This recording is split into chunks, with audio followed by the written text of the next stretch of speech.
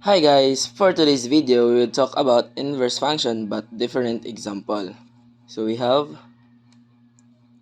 y is equal to fifth root of 2x plus 1. Same as we did in the last example, we change the position of x and y. So we have x is equal to fifth root of 2y plus 1.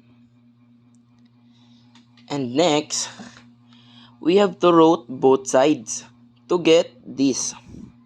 So we have x raised to 5 is equal to 2x plus 1. So this is the result. We have to root both sides.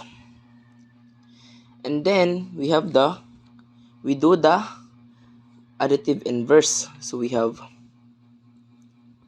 2y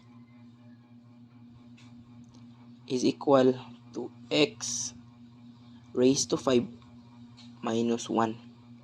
So we have additive inverse. So the sign of positive is equal to negative because we use additive inverse. And the last part is the multiplicative inverse. So we have y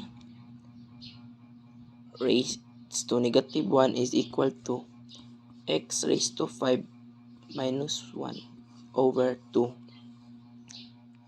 So this is the final result. We have y raised to 1 is equal to x raised to 5 minus 1 over 2. To get this, you have to divide both sides to get this. For example, this one.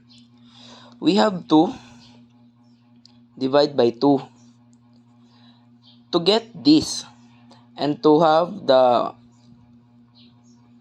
cancel out. So we have y is equal to raised to negative 1 equal to x raised to 5 minus 1 over 2. That's why we have this result. That's all guys. Thank you.